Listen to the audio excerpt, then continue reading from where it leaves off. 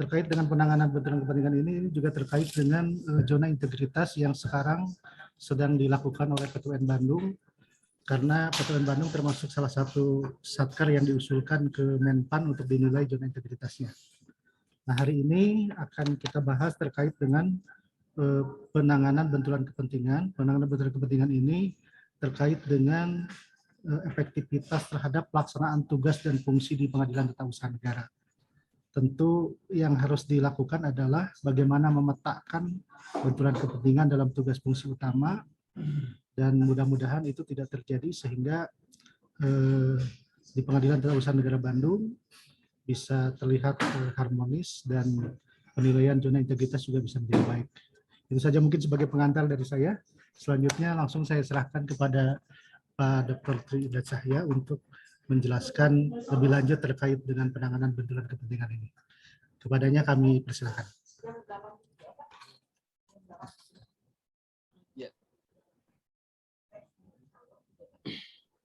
Bismillahirrahmanirrahim. Assalamualaikum warahmatullahi wabarakatuh. Suara saya bisa didengar? Bisa. Alhamdulillahirabbil alamin, wassalatu wassalamu ala asrafil anbiya'i wal mursalin wa ala alihi wa sahbihi ajma'in, amma ba'du. Rabbi shrah li sadri wa yassir li amri wa hlul 'uqdatam min lisani yafqahu qawli. Rabbi zidni ilman warzuqni fahman.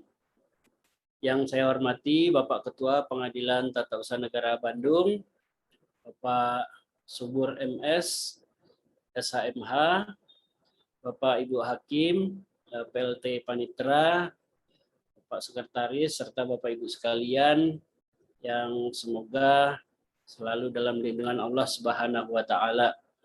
Puji dan syukur kita panjatkan kehadirat Allah Subhanahu wa taala karena atas limpahan nikmatnya kita masih bisa bertatap muka meskipun melalui media Zoom.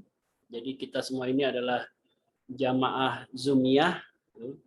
Alhamdulillah, semoga kita tetap dalam kekompakan, ya. Dan kita doakan semoga saudara-saudara kita yang sakit segera sembuh dan dapat beraktivitas kembali seperti sedia kala. Bapak Ibu sekalian yang saya hormati, alhamdulillah pada siang hari ini kita dapat melanjutkan salah satu program dari area 5 yang dikomandani oleh Pak Kemas Mendi dan Pak Fadoli Hernanto. Hari ini kita akan melakukan sosialisasi mengenai benturan kepentingan atau conflict of interest. Dan siang hari ini saya dipercaya untuk menjadi pemantiknya. Jadi nanti kita akan diskusikan sama-sama supaya kita paham dan dapat kita resapi yang nantinya kita laksanakan. Baik Bapak Ibu sekalian, langsung saja ke pokok persoalannya. Mengenai benturan kepentingan diatur antara lain di dalam Undang-Undang Penyelenggaraan Negara yang Bersih dan Bebas dari KKN. Ya, ini Undang-Undang Nomor 28 tahun 99, di Undang-Undang Peratun, kemudian Undang-Undang AP, Permen RB, ya, Reformasi dan Birokrasi, Permen Pan RB Nomor 37 tahun 2012, kemudian SK Sekma Nomor 59A tahun 2014. Ini juga sesuai dengan visi dan misi Mahkamah Agung, yaitu menjaga kemandirian Badan Peradilan, visi yang pertama. Kemudian dampaknya memberikan pelayanan hukum yang berkeadilan. Kalau kita menerapkan penanganan benturan kepentingan dengan baik, maka akan menjaga kemandirian Badan Peradilan dan memberikan pelayanan hukum yang berkeadilan, serta pada akhirnya meningkatkan kredibilitas dan transparansi Badan Peradilan. Dan landasan hukum yang operasional itu SK Ketua Pengadilan tahun 2021 di bulan Januari sudah dikeluarkan oleh Pak Ketua.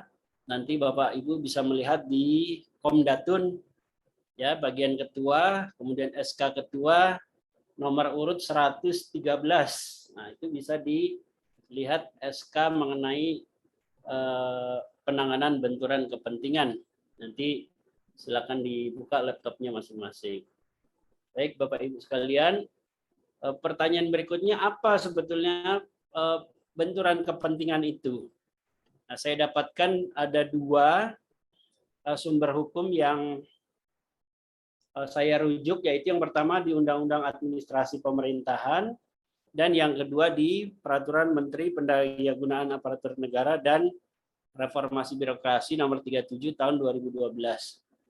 Ya, di UAP itu kondisi pejabat pemerintah yang memiliki kepentingan untuk menguntungkan diri sendiri dan atau orang lain dalam penggunaan wewenang sehingga dapat mempengaruhi netralitas dan kualitas keputusan dan atau tindakan yang dibuat dan atau dilakukannya. Jadi intinya suatu keadaan atau kondisi di mana seorang pejabat atau ASN atau hakim itu tidak dapat bersikap netral ya dalam menjatuhkan putusan atau keputusan karena adanya suatu kondisi-kondisi tertentu.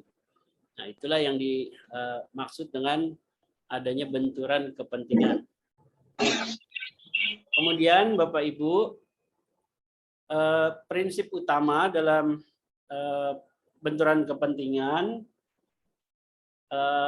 yang pertama, pejabat pemerintahan yang memiliki COI ini konflik of interest ya atau benturan kepentingan terhadap masyarakat wajib melaporkan kepada atasannya karena pejabat yang bersangkutan terlarang menerbitkan keputusan atau menetapkan tindakan. Nah, ini sifatnya internal. Jadi ini berdasarkan kesadarannya.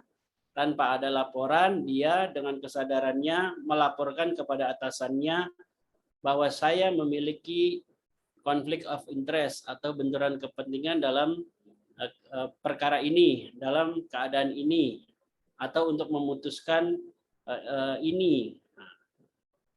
Atas dasar inisiatif tersebut, pejabat yang bersangkutan melaporkan kepada atasannya, dalam hal ini ketua pengadilan. Yang kedua, masyarakat dapat melaporkan adanya dugaan konflik of interest kepada atasan si pejabat. Jadi ini prinsipnya ada dua ya, bisa bersifat eksternal, bisa bersifat internal. Kalau internal ini sifatnya kesadaran dari kita masing-masing akan adanya konflik of interest. Nah, bagi hakim itu ada satu prinsip yang kita kenal dengan nemo judec in rexua atau nemo judec in ada yang mengatakan bukan rexua tapi istilah yang lain ya, in causa sua, itu sama sebetulnya. Prinsipnya adalah tidak boleh ada yang menjadi hakim untuk perkaranya sendiri. Ya, ketika dia mengadili suatu perkara namun dia memiliki kepentingan, maka dia dipastikan tidak akan bisa berlaku adil. Nah, itu prinsipnya nemo judec in rexua. Lalu bagaimana hakim harus mengundurkan diri dari perkara yang ia tangani jika ia memiliki konflik kepentingan? Itu turunan dari prinsip nemo judec in rexua. Pengunduran dirinya harus sesegera mungkin. Jadi jangan ditunda-tunda. Nanti penggantinya tidak tahu apa-apa. Ya, jadi sejak awal ketika dia sudah memiliki konflik of interest, maka sesegera mungkin dia harus mengundurkan diri. Akibatnya jika tidak mengundurkan diri, maka perkaranya wajib diadili ulang dengan susunan hakim yang berbeda. Nah, meskipun ada satu prinsip, namun di dalam ilmu hukum kita pelajari tiada prinsip tanpa pengecualian. Ya, pengecualiannya dari prinsip ini adalah jika tidak ada lagi yang dapat mengadili, baik lembaganya maupun pribadi hakimnya, maka dia boleh meneruskan untuk tetap mengadili. Jadi misalnya ada kolega dari salah satu hakim mendaftarkan gugatan, siapapun yang mengadili memiliki konflik of interest, ya, atau pengujian terhadap kode etik hakim di Mahkamah Agung. Nah, siapapun ya hakim agung yang mengadili dia memiliki konflik of interest, maka tidak ada jalan lain kecuali tetap mengadilinya tentu dengan prinsip-prinsip keadilan. Itu pengecualian dari prinsip ini. Nah, kalau tadi ada nemo judec in rexua. Ini ada a contrario-nya dari conflict of interest, ya, di dalam surat Al-Maidah. Ini mohon maaf bagi yang beragama non-muslim, saya ambil dari Al-Qur'an. Bismillahirrahmanirrahim. Ya ayyuhalladzina amanu kunu qawwamina lillahi syuhada abil qisti wala yajrimannakum sana'anu qaumin ala ta'dilu i'dilu huwa aqrabu littaqwa wattaqullah innallaha khabirum bima ta'malun. Ya, artinya, hai orang-orang yang beriman, hendaklah kamu menjadi orang-orang yang selalu menegakkan kebenaran karena Allah, menjadi saksi dengan adil, dan janganlah sekali-kali kebencianmu terhadap suatu kaum membuatmu berlaku tidak adil. Jadi ketika kita punya konflik of interest, kita dekat, itu dapat menyebabkan kita berlaku tidak adil. Sebaliknya, ketika kita membenci seseorang atau membenci terhadap suatu kaum, itu juga dapat menimbulkan ketidakadilan. Makanya di sini ditekankan, janganlah karena kebencianmu terhadap suatu kaum menyebabkan kamu berlaku tidak adil. Nah, ini a contrario dari Choi. Sehingga kalau kita ada kedekatan, sebaiknya kita segera mengundurkan diri. Begitu juga kalau kita membenci seseorang, wah ini sebel banget nih orang ini nih kok setiap beracara seperti ini. Nah, itu tanda-tanda dari a contrario dari conflict of interest. Itu sebaiknya juga kita mengundurkan diri. Nah, kondisi-kondisi conflict of interest itu seperti apa saja? Ya, ini antara lain adanya kepentingan pribadi atau bisnis. Ketika kita punya usaha dengan seseorang, orang itu kemudian berperkara atau menjadi rekanan di pengadilan, misalnya seperti itu. Hubungan dengan kerabat dan keluarga sampai derajat ketiga. Ya, kalau saksi ini derajat kedua, saksi atau ahli derajat dua derajat. Kalau konflik of interest ini lebih halus lagi, bahkan dia 3 derajat. Ya, nanti Bapak Ibu bisa lihat di Undang-Undang Peratun. Ya, hubungan dengan pihak yang bekerja atau mendapat gaji dari pihak. Ya, Bapak Ibu punya hubungan dengan orang yang bekerja, ya, yang mendapat gaji dari pihak itu. Nah, itu juga hubungan dengan pihak yang memberi rekomendasi, hubungan dengan pihak-pihak lain yang dilarang oleh undang-undang. Ini mungkin belum kita ketahui ya, tapi bisa jadi nanti ternyata dilarang oleh undang-undang. Rangkap jabatan, nah, ini menyebabkan adanya konflik of interest. Misalnya saya menjabat sebagai dekan Fakultas Hukum di mana, ya, ketika kampusnya berperkara, ini akan menyebabkan konflik of interest. Yang terakhir, penerimaan gratifikasi. Nah, ketika kita menerima gratifikasi, sudah pasti ada konflik of interest yang menyebabkan putusan atau keputusan kita tidak akan bisa netral. Oke, saya lanjutkan. Contoh dari konflik of interest di pasal 78 Undang-Undang Peratun. Nanti Bapak Ibu bisa buka Undang-Undang Peratun ya. Ayat 1, seorang hakim wajib mengundurkan diri dari persidangan apabila terikat hubungan keluarga sedarah atau semenda sampai derajat ketiga, atau hubungan suami istri meskipun telah bercerai dengan salah seorang hakim atau panitera. Ya, jadi Pak Adi Budi dengan Ibu Indah itu tidak boleh satu majelis. Ya, begitu juga kalau suaminya hakim, istrinya PP, itu tidak boleh satu majelis. Ya, berdasarkan pasal 78 ayat 1 ini. Kemudian ayat 2, seorang hakim atau panitera wajib mengundurkan diri dari persidangan apabila terikat hubungan keluarga saudara atau semenda sampai derajat ketiga.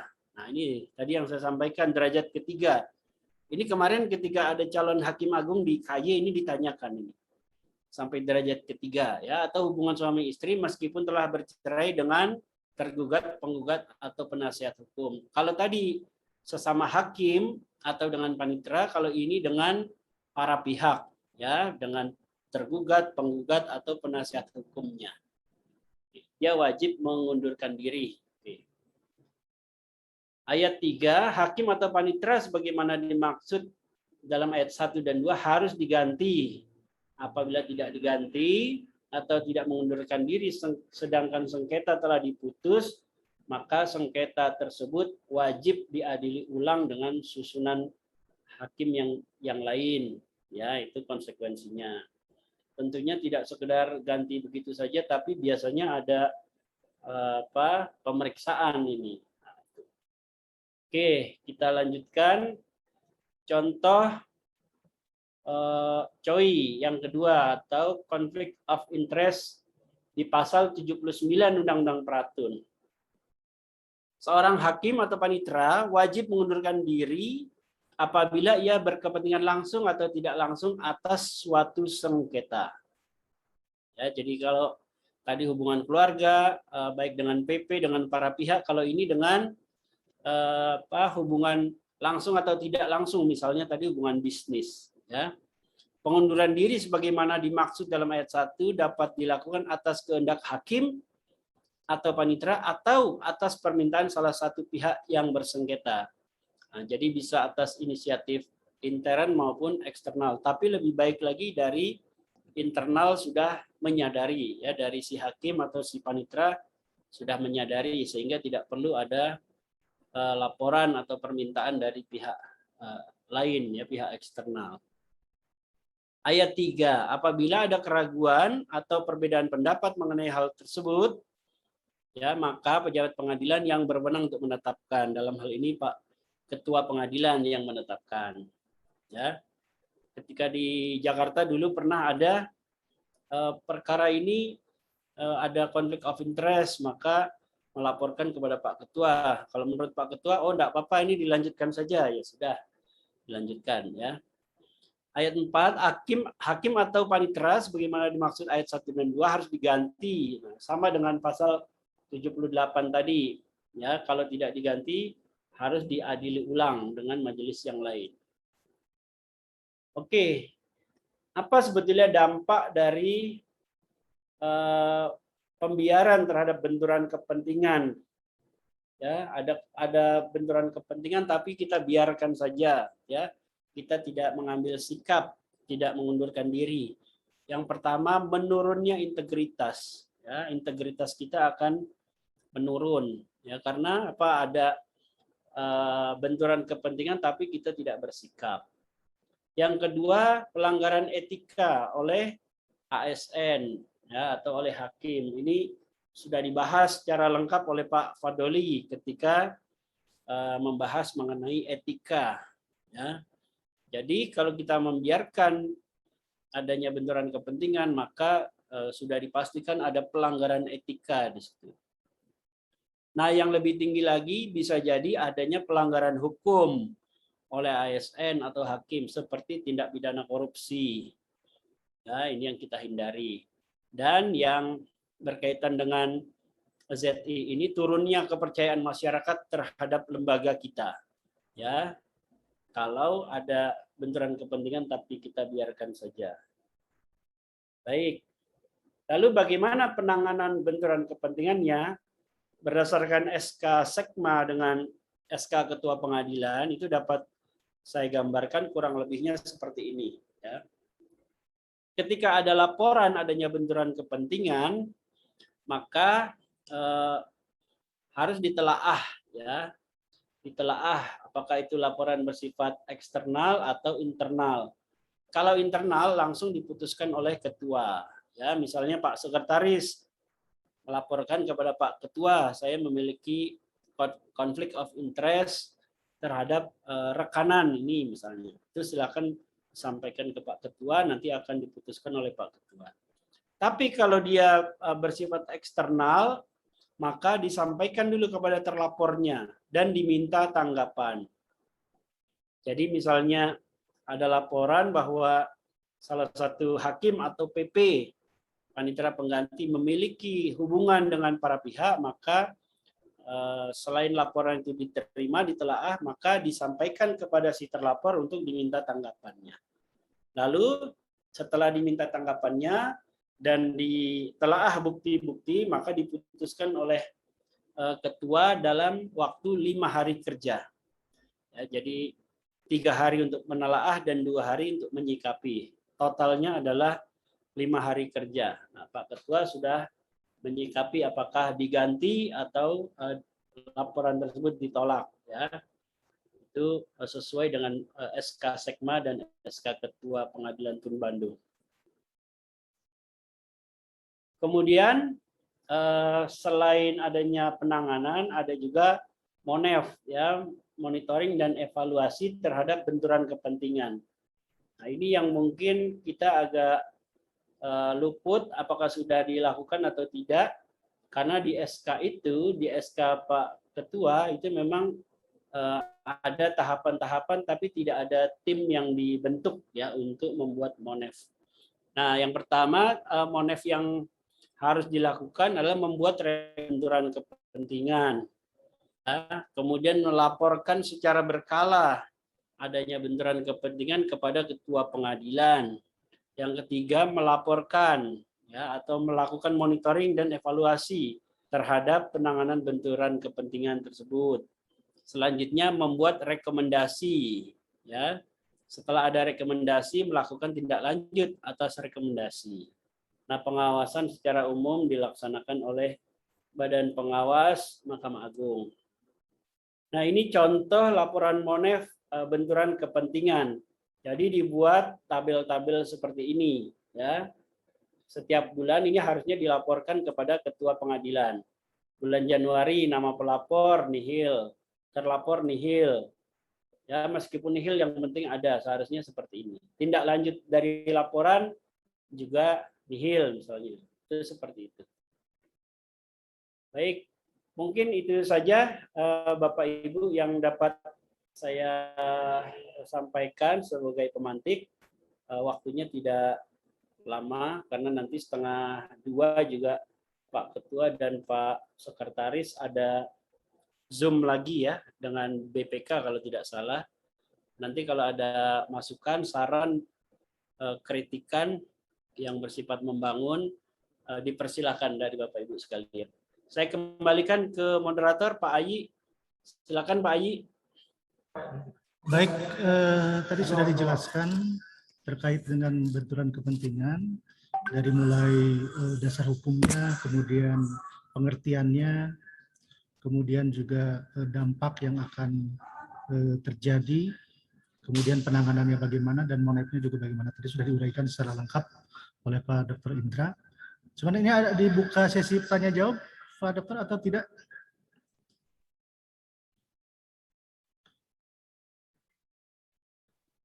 Dipersilakan kalau memang bisa saya jawab. Kalau tidak mungkin nanti narasumber ke Pak Ketua mungkin.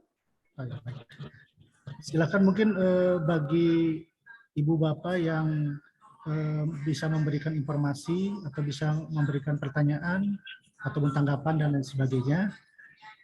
Selanjutnya bisa langsung disampaikan. Dan mungkin saya mohon izin juga, ini mau sidang Pak Dokter. Itu mungkin bisa langsung nanti dilanjutkan. Silakan. Terima kasih. Ya Pak I. Assalamualaikum. Persilakan kalau mau sidang.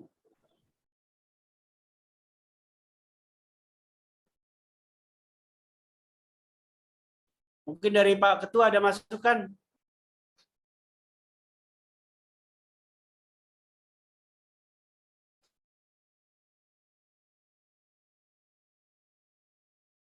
Pak Ketua, apakah monitor?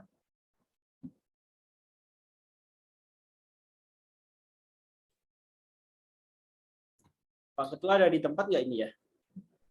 Baik, Pak Indra, terima kasih Pak Indra. Persilakan Pak Ketua, barangkali ada arahan, ada masukan. Ya, Assalamualaikum warahmatullahi wabarakatuh. Waalaikumsalam warahmatullahi wabarakatuh.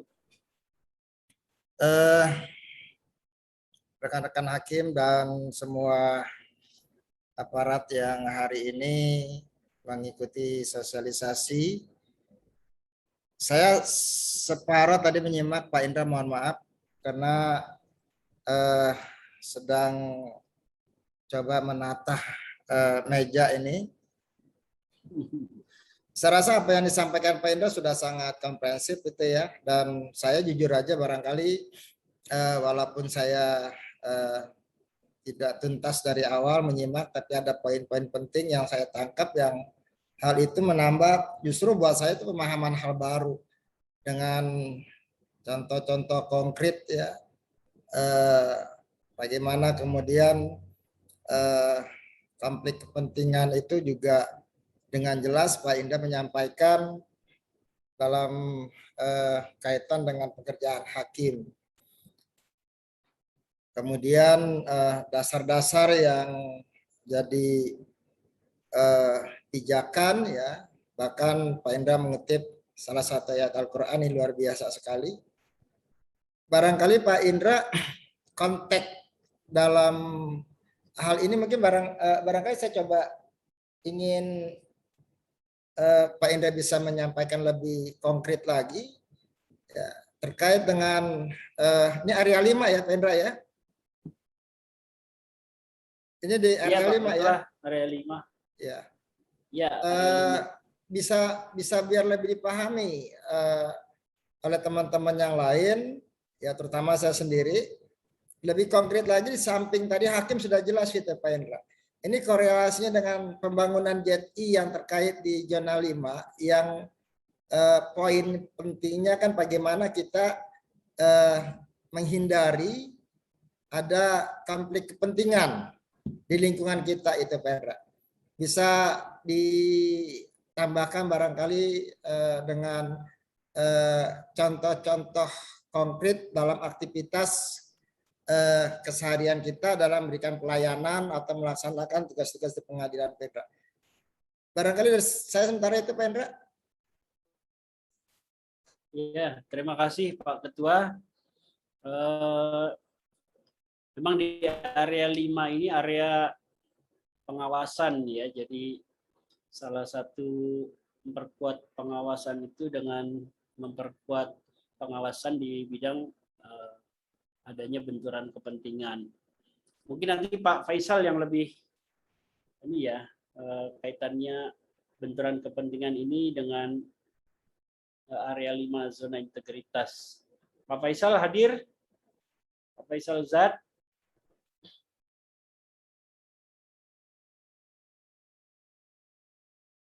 Pak Faisal?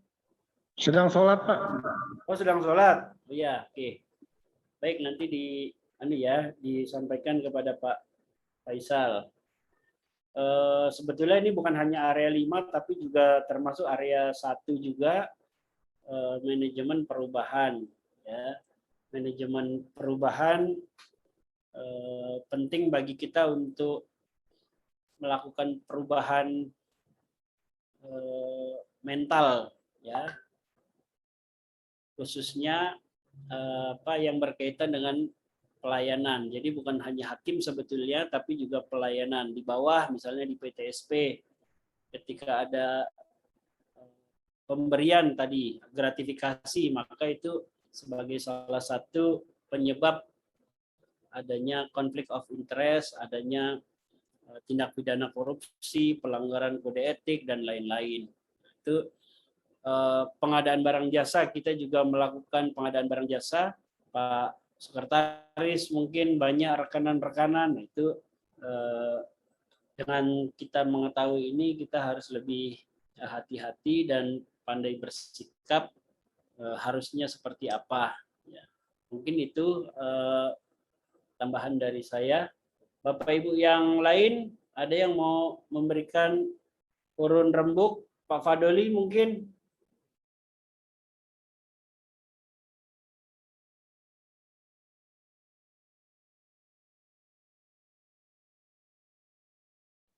Pernah nggak Pak Fadoli ini ada konflik of interest? Sinyalnya agak pernah mengalami konflik of interest enggak? Kalau konflik interest memang saya belum pernah mengalami dalam hal persidangan, cuman konflik interest dalam hal para pihak Pak Dokter. Itu Iya. ada konflik interest di mana penggugat advokatnya itu ternyata dia suami dari tergugat yang bekerja di Kepala Kantor Penggugat? Pertanahan. Penggugat Penggugatnya itu suaminya advokat kuasa hukumnya. Ya, Nah, ternyata tergugatnya ini mewakili Kepala Kantor Pertanahan, istrinya itu kerja di Kantor Pertanahan sebagai kuasa hukum, kuasa dari Kantor Pertanahan. Nah, itu kan antisipasi juga. Kebetulan kita itu karena alumni sama-sama, ada temannya di Jambi, kita tahu. Akhirnya kita menyarankan bagaimana, apa saudara yang ingin keluar sebagai advokat dari penggugat atau istrinya yang keluar dari dari tergugat, kuasa dari tergugat. Nah, itu kan antisipasi. Kebetulan kita tahu. Selama ini kita anggap penggugat itu tidak ada hubungan keluarga, makanya ya itu hanya pengalaman di benturan kepentingan, tapi bukan dalam di pengadilan yang konflik interest. Akhirnya seperti apa? Ya akhirnya saya sarankan siapa yang mau keluar di antara ini, karena kan ada kepentingan suami istri. Nah, akhirnya keluar istrinya sebagai kuasa hukum tergugat. Nah, maksud saya itu kan, itu kebetulan kita karena dia sesama alumni, waktu itu ada yang mengenal tentang ada suami istri, itu kebetulan akhirnya saya tembak langsung di pemeriksaan persiapan. Tetapi kalau kita tidak mengenal hubungan, mungkin kalau dalam kantor kita mengenal kan, tetapi kalau di luar dari advokat atau kuasa hukum, bagaimana itu Pak Dokter? Apakah kita sampaikan juga dalam hal pemeriksaan persiapan, apakah ada hubungan konflik kepentingan antara penggugat, tergugat, atau pihak ketiga, begitu Pak Dokter? Apa kita ucapkan juga dalam hal pemeriksaan persiapan? Karena konflik kepentingan kan nggak hanya menyangkut aparatur pengadilan, tetapi yang para pihak yang beracara di pengadilan gitu. Terima kasih Pak Dokter. Ya, terima kasih pengalamannya Pak Fadli. Itu beliau berbagi pengalaman, pernah mengalami penggugat dan tergugat yang memiliki konflik of interest, dan salah satunya diminta untuk mengundurkan diri, pada akhirnya mengikuti. Untuk disampaikan di pemeriksaan persiapan, saya kira tidak ada salahnya ya, bagus juga. Bahkan dulu kan ada surat dari Sekma yang harus kita umumkan setiap kali persidangan. Itu sepertinya juga sudah jarang ya, bahkan hampir nggak pernah lagi nih kita umumkan. Nah, ini sebaiknya memang kita mulai umumkan lagi, minimal di bulan-bulan inilah. Bulan-bulan ada penilaian dari asesor, siapa tahu nanti kita kedatangan. Nah, itu pengumuman yang sudah dilaminating di meja itu kita ucapkan lagi. Terima kasih Pak Fadli atas masukannya. Ya, sama-sama Pak Dokter. Terima kasih. Selanjutnya Pak Amir. Pak Amir barangkali punya pengalaman di bidang kesekretariatan.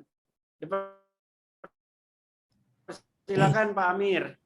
Sepertinya maaf ini saya merangkap moderator ini jadinya. Ya. Sepertinya belum. Silakan Pak Amir. Ya, maaf, saya selama ini kalau untuk yang tadi apa yang sudah disampaikan terkait dengan konflik of interest itu belum pernah kami dapatkan ya. Kenapa harus misalnya untuk pengadaan, misalnya orang dekat, tetangga dekat, ataupun saudara, apapun dari pihak yang pernah kita kenal gitu. Kami selalu kalau rekanan itu memang dari pihak eksternal yang memang sepertinya tidak ada konflik of interest ini Pak. Jadi memang pernah ada terkaitan dengan apa yang tadi telah disebutkan itu dari beberapa faktor itu. Jadi saya kebetulan alhamdulillah belum pernah ada pengalaman terkait dengan konflik of interest Pak di bagian sekretariatan Pak, ataupun mungkin di yang kalau di kami nggak tahu juga ya, mungkin konflik of interestnya kalau apa ya, apakah termasuk ini juga Pak, enggak Pak, ini apa untuk pengadaan misalnya pegawai honorer gitu, PPNPN seperti itu. Kalau yang seperti itu yang Ya. kami tahu sih Pegawai mungkin honorer banyak iya, keluarganya pejabat-pejabat ya. nah, seperti itu mungkin ada lah. Kalau itu mungkin ada titipan dari pejabat dari entah dari internal ataupun dari pusat gitu Pak, seperti itu ya. Itu Ya, memang nggak ya. banyak sih Pak. Cuma selama ini kita setelah berapa tahun ke belakang ini memang perekrutan PPNPN melalui ini kok Pak, asesmen kok, melalui wawancara tes gitu Pak. Oh iya. Tulis dan wawancara juga begitu. Sesuai dengan kebutuhan. Mungkin seperti itu aja Pak Dokter. Ya, terima kasih Pak Amir. Jadi siapa tahu nanti ada pertanyaan dari luar mengenai pelaksanaan rekrutmen terhadap PPNPN. Pak Amir sudah bisa memastikan bahwa tidak ada konflik of interest ya Pak ya. Ya Pak. Ya, terima kasih. Termasuk juga rekanan. Pak Amir bikin menandatangani fakta integritas juga untuk benturan kepentingan. Fakta integritas selalu Pak di itu ada di KPPN biasanya kita ada Pak. Ada ya di. Ada fakta integritas itu Pak. Ya. Itu Pak ya. Oke. Di dokumen itu Pak ada Pak. Ya. Ya, terima kasih Pak Amir ya. Ya. Pak Faisal sudah ada ini, Pak Faisal. Oh ya. Siap. Ya, mohon maaf tadi sholat ya. Ya Pak. Dipersilakan menyampaikan masukan, saran atau pendapat, kritik terkait dengan penanganan benturan kepentingan di Petun Bandung Ya, yang sudah berjalan ini. Pasti banyak sekali kelemahannya ya. Dipersilakan Pak Faisal. Baik Pak, terima kasih Pak. Assalamualaikum warahmatullahi wabarakatuh. Waalaikumsalam warahmatullahi wabarakatuh. Sebelumnya mohon maaf Pak, tadi baru selesai sidang, kemudian saya sholat dan sebentar lagi juga mau sidang Pak, jadi tidak lama-lama, mungkin sedikit saja tambahan dari saya. Ya, bahwa ini dalam rangka pembangunan zona integritas, memang kita harus mengantisipasi konflik kepentingan, khususnya ini kami tekankan untuk peningkatan kualitas pelayanan Pak. Kalau tadi Pak Dokter sudah membahas tentang di persidangan, konflik kepentingan di persidangan, ini mungkin lebih kita tekankan untuk yang petugas pelayanan khususnya di PTSP. Nah, jadi kita harus tetap profesional, kami mengharapkan seperti itu, meskipun misalnya yang dilayani itu adalah saudara atau kawan dekat atau kolega, ya, tetap kita profesional kalau melayani sesuai dengan misalnya nomor antrian, gitu. Jadi tidak membedakan, ya. Jadi tolong itu tetap dikedepankan profesional. Nah, mungkin itu saja untuk tambahan kami, Pak. Jadi untuk petugas PTSP, walaupun ada, karena sulit kita menghindari adanya konflik kepentingan, mungkin ada saudara kita atau teman dekat yang mendaftarkan gugatan, terus, nah itu harus tetap profesional dikedepankan, Pak. Mungkin itu saja, Pak. Kami mohon izin, Pak, mau sidang, Pak. Assalamualaikum warahmatullahi wabarakatuh. Oh ya, terima kasih Pak Faisal. Waalaikumsalam warahmatullahi wabarakatuh. Selanjutnya itu tadi arahan dari Pak Faisal khususnya untuk PTSP agar tetap menghindari benturan kepentingan, ya, melayani dengan profesional agar dicermati oleh Bapak Ibu yang ada di PTSP. Selanjutnya saya ke Pak Asep. Pak Asep ada? Pak Asep? Izin Pak, lagi makan dulu Pak. Iya. Ya. Wakili Bu Nopi dulu. Bu Nopi ada pengalaman nggak? Nanti Saya cukup aja sih Pak. Berkaitan dengan pelaksanaan ininya Pak Asep, dokumen-dokumennya, kemudian monefnya, sepertinya kita masih kurang sekali ya Pak Asep ya. Timnya juga enggak ada ya Pak Asep ya. Ya, nanti untuk tim kita kaji lebih jauh Pak. Soalnya ini kemarin juga seperlunya untuk pengumpulan evidence saja tempo hari itu. Nah, jadi ya. yang sudah ada itu seperti ini. Nah, kita yang ada dulu aja disamakan gitu. Kemarin tuh persepsinya seperti itu.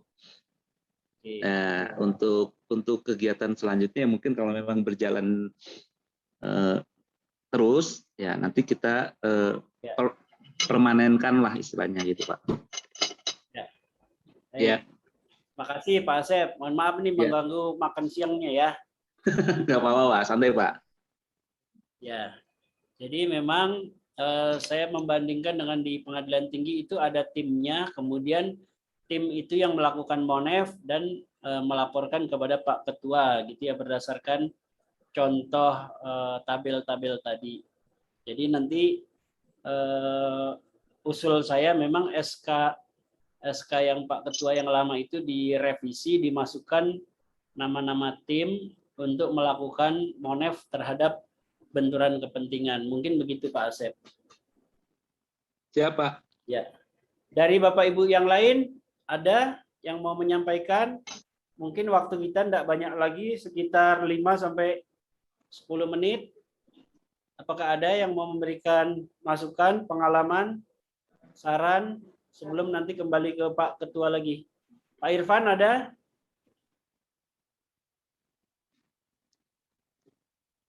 Kalau menurut saya, aja Pak, sambil mencermati adanya potensi konflik kepentingan, yang kita juga kaji mendalam itu adalah kriterianya, Pak. Ya. Karena saya kira kriterianya itu selalu berkembang dengan situasi, akan adanya peluang-peluang apa yang dimaksud dengan masuknya unsur konflik kepentingan itu. Terutama misalnya kami yang hakim ini di kode etik itu juga sudah banyak diberikan semacam petunjuk bahwa di situ ada peluang-peluang yang memungkinkan terjadinya konflik kepentingan. Misalnya pengalaman beberapa teman itu di kode etik itu ada ketentuan kode etik hakim ya yang mengatakan bahwa hakim harus mundur dari organisasi masyarakat atau organisasi apa gitu istilahnya, yang dulu pernah dia aktif ketika dia menjadi hakim, dia harus mundur. Nah pertanyaannya apakah kemudian dengan mundurnya itu ketika ada perkara yang mengaitkan dengan organisasi itu kemudian membuat dia sudah tidak punya konflik kepentingan gitu. Memang dia sudah mundur, tetapi kemudian ketika organisasi itu bermasalah gitu atau bersengketa atau ada salah satu pihak di sini, apakah itu kemudian memutus dan dianggap sudah tidak punya konflik kepentingan dan boleh menjadi majelis di perkara itu. Ya. Saya kira makanya saya katakan tadi perkembangan soal makna punya konflik kepentingan itu akan selalu berkembang gitu dengan situasi yang ada.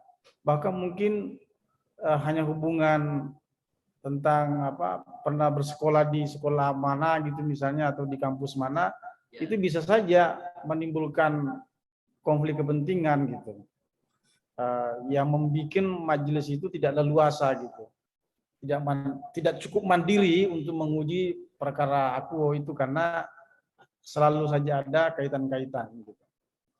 Itu saja dari saya Pak Dokter. Baik, terima kasih Pak Irfan ya.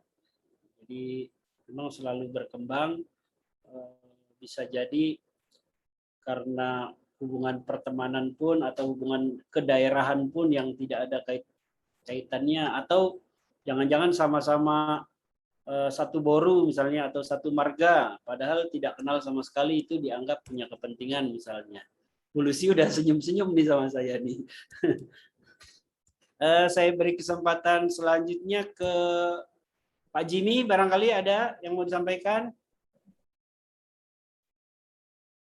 Pak Jimmy masih monitor? Ada? Di unmute dulu Pak.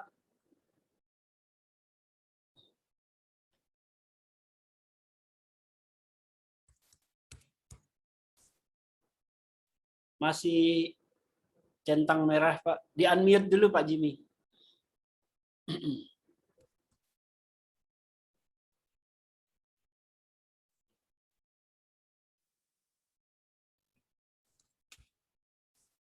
jadi nggak teratur begini dong. Pakai Mas mungkin sebelahnya dibantu. Pakai monitornya pakai Mas. Atau pakai Mas. Ada yang mau disampaikan? Terima kasih Pak Indra. Oh iya, silakan pakai Mas. Ya. Saya pikir pertanyaan tadi yang disampaikan Pak Doli itu terkait kepentingan itu gini Pak, apabila nanti kan itu kan pihak luar Pak itu Pak, kita kan tidak tahu itu kan. Ya. Kalau sampai nantinya perkara itu putus, apakah tindakan itu dikenakan ke kita atau kepada para pihaknya Pak? Iya. Karena kan kita tidak tahu di luar kuasa kita kan. Ya. Itu ada hubungan mereka kan. Di luar itu mereka mengadakan pertemuan segala macam, kita tidak tahu Pak. Iya. Bagaimana tindakannya? Apakah tetap dikenakan ke kita atau majelisnya atau bagaimana itu Pak? Terima kasih Pak. Itu saja Pak. Terima kasih. Terima kasih Pak Kemas ya. Kalau tadi pasal 78 dengan pasal 79 memang itu kalau para pihak dengan kita yang ada hubungan ya. Tapi rupanya Pak Fadoli ini lebih berhati-hati lagi ya, sehingga hubungan para pihak pun ditanyakan gitu. Nah ini sepertinya kalau di luar pengetahuan kita ternyata mereka punya hubungan kekeluargaan atau hubungan persahabatan ya, itu sudah di luar dari kekuasaan kita ya. Jadi kita tidak perlu khawatir lagi lah. Pokoknya kalau sepanjang bukan dengan kita ya kita jalan terus saja. Tapi kalau misalnya kita mengetahui, lebih bagus lagi tadi yang dilakukan oleh Pak Fadoli. Ya. Tapi kan kita jarang sekali itu menanyakan, ini kan penggugat dengan tergugat apakah ada konflik of interest? Kan kita hampir tidak pernah gitu ya. Jadi sebagai bentuk kehati-hatian memang bagus. Tapi seandainya kita tidak tahu ya saya kira enggak apa-apa ya. Kan tidak berdosa kalau enggak tahu. Wallahu a'lam itu nanti kita kan bisa mendalilkan atau membantah bahwa kita enggak tahu bahwa di antara mereka itu ada hubungan keluarga, sementara yang diatur di pasal 78 dan pasal 79 itu hanya apabila ada hubungan keluarga dengan kita gitu ya, baik PP maupun hakim, atau PP dengan para pihak, hakim dengan para pihak. Tapi kalau di antara para pihaknya sendiri dan mereka menyembunyikan itu ya sudah di luar kekuasaan kita saya kira. Tapi yang prinsip kehati-hatian seperti Pak Irfan tadi perlu kita terapkan juga. Misalnya saya mantan anggota Muhammadiyah misalnya, ketika ada perkara saya mantan NU gitu ya, sekarang saya sudah pindah di Muhammadiyah. Tapi ketika NU berperkara ya sebaiknya saya tidak mengadili itu. Pernah juga saya menerapkan itu di Jakarta, perkara sudah pernah saya putus pihaknya itu. Kemudian ada perkara lagi, saya mengundurkan diri. Oleh Pak Ketua justru dijawab. Nah ini menjadi dilema memang.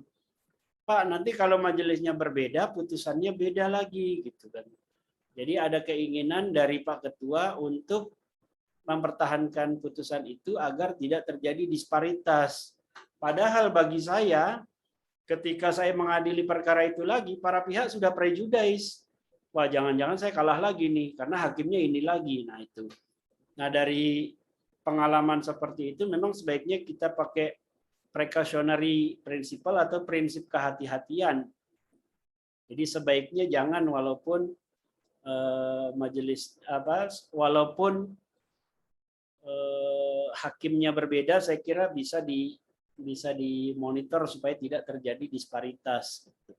Sebaliknya kalau ditunjuk hakim yang itu lagi, nah itu dulu kalau nggak salah Bu Novi juga pernah ya Pak, Bu Novi ya, perkaranya itu lagi, kalau bisa jangan saya lagi gitu ya. Sama Bapak. Sama saya ya, kan harapannya supaya ada ada fair trial gitu ya, supaya tidak ada prejudice ya. Begitu.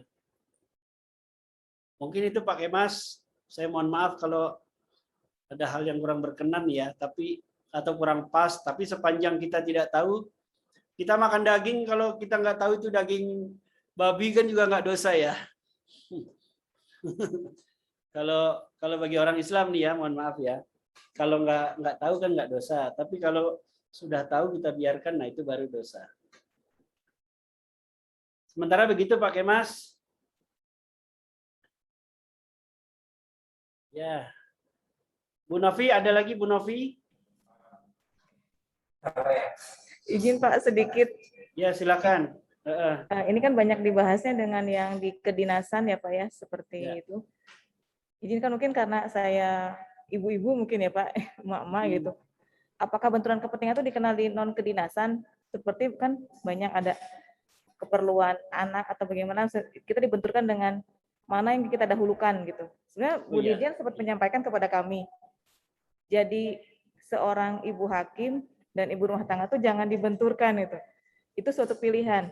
Nah, gimana triknya atau gimana ya untuk ngatur bagi kami ini yang ibu-ibu hakim yang benturan kepentingannya antara kepentingan kedinasan dan kepentingan pekerjaan di kantor gitu Pak, seperti itu.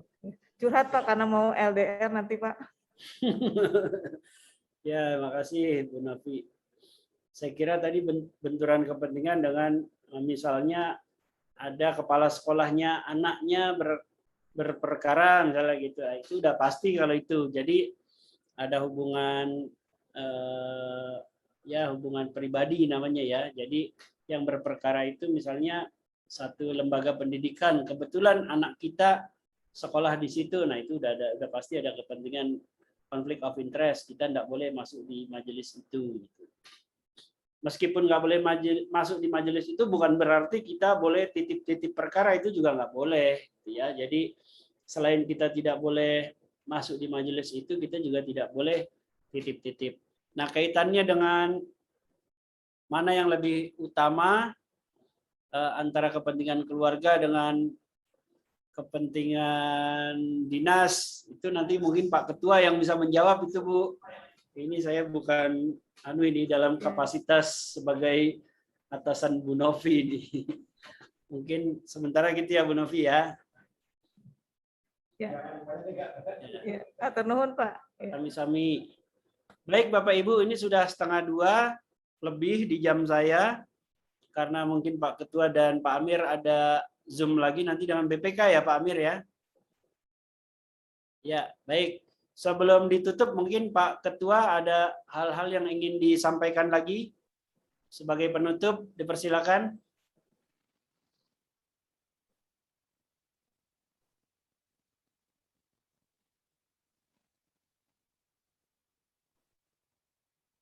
Lagi sibuk mungkin Pak.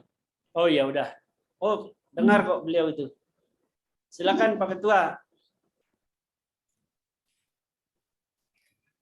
Baik, terima kasih Pak Indra. Ya, saya sedikit tadi menyimak yang disampaikan Bu Novi ya.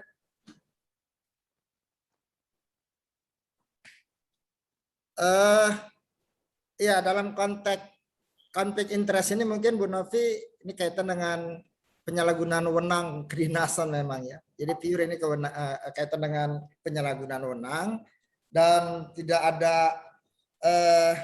larangan dalam artian pada saat kita harus ngurusin keluarga ya, itu dengan penyalahgunaan wewenang kita. Ini masalah masalah bagaimana kita mengurusi anak begitu ya, yang konteksnya di luar kedinasan. Baik, saya rasa Pak Indra, saya hanya ingin menyampaikan secara umum. Saya baru dan ini luar biasa surprise buat saya dihadapi hal semacam ini di hari pertama saya. Ya, ini menambah kekaguman saya lah begitu ya. Bagaimana untuk sekedar membahas satu permasalahan dalam kaitan dengan pembangunan JTI sampai kita bisa melaksanakan forum diskusi, forum dialog ya, sosialisasi melalui Zoom meeting semacam ini. Saya hanya mohon barangkali nanti Ketua JTI Pak Indra ya, Pak Faisal, Pak. Pak Faisal ya, tolong disampaikan nanti teman-teman yang lain juga koordinator area. Ini waktu sudah sangat mendesak.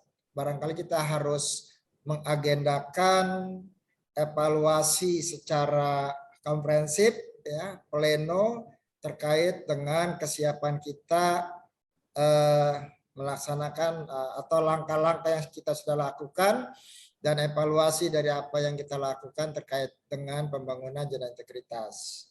Ya, jadi mungkin dari evaluasi tersebut ya kita bisa mengetahui capaian-capaian apa saja yang kita sudah lakukan dan hal-hal apa yang belum kita lakukan dan segera kita lakukan serta bagaimana langkah-langkah untuk melakukan tersebut. Tadi dalam obrolan pagi sedikit saya singgung ya, saya lupa tadi ada beberapa forum obrolan saya yang tidak kalah penting di samping kita melengkapi, mengumpulkan, mencari ya, eviden-eviden di semua area. Jangan lupa ada hal yang penting juga ya, itu terkait dengan sarana. Nah ini sejauh mana sarana yang ada di kita ini mendukung kegiatan JTI dan apakah sudah dideteksi ada hal-hal yang terkait dengan sarana ini yang justru menjadi kendala, menjadi halangan ya terkait dengan ya, pembangunan JTI ini. Artinya saya berharap dalam waktu dekat saya bisa mendapatkan informasi ya, atau kalau bisa juga terlibat di dalamnya untuk mengevaluasi kegiatan JTI di kita. Ini sudah bulan Agustus, September mungkin sudah ada action. Tadi sedikit kalau nggak salah Pak Irfan atau siapa ya, atau Bu Novi atau siapa atau Pak Asep lupa yang bicara tentang responden. Ya, nanti tindak lanjutnya bagaimana nih? Apakah responden yang kita peroleh ini sejauh mana kita sudah olah ya? Berapa jumlahnya? Bagaimana kita mengkomunikasikan? Karena hal yang penting. Ya, nanti akan ada komunikasi dengan pihak evaluator dan kita juga harus mengantisipasi kesiapan kita terkait dengan misi software nanti. Itu barangkali Pak Indra ya hal-hal yang ke depan saya berharap dalam waktu dekat ini bisa kita lakukan. Terima kasih Pak Indra dan teman-teman semua. Terima kasih Pak Ketua. Tampaknya banyak sekali agenda yang harus kita persiapkan, kita kejar-kejaran karena kita lolos dalam penilaian untuk mendapatkan predikat ZI, WBK, WBBM. Mudah-mudahan bisa kita dapatkan dan tadi Pak Ketua mungkin sudah menjadwalkan akan ada pembicaraan khusus mengenai hal-hal yang perlu diperhatikan untuk mendapatkan predikat tersebut. Bapak Ibu ini menyampaikan ada undangan rapat juga besok pagi ya. Silakan nanti dibaca di grup zona integritas agar Bapak Ibu bisa menghadirinya. Untuk mengakhiri acara pada siang hari ini kita foto bersama dulu ya. Mungkin Bapak Ibu yang tidak ada uzur sudah pakai kerudung, ibu-ibu mungkin bisa ditampilkan wajahnya untuk foto bersama sebagai dokumentasi. Mengingatkan yang belum presensi kegiatan sosialisasi harap mengisi Pak. Oh iya, untuk yang belum absen presensi itu sudah dibagi atau di-share linknya di grup zona integritas. Persilakan. Kita foto dulu ini, coba dianukan apa namanya? Kameranya di-on-kan. Kameranya di-on-kan. Sudah? 1, 2, 3. Ya, layar kedua. Selanjutnya 1, 2, 3. Per, sudah ya? Ya, Pak Atar ya, sudah diambil fotonya ya.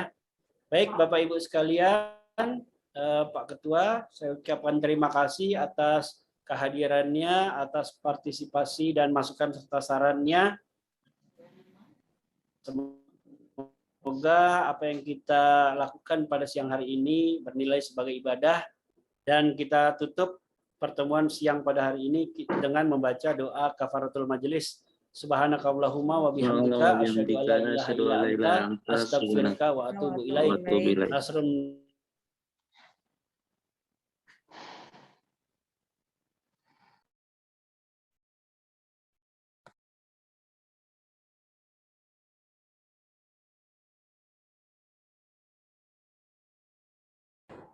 Kita akhiri billahi taufik wal hidayah. Wassalamualaikum warahmatullahi wabarakatuh.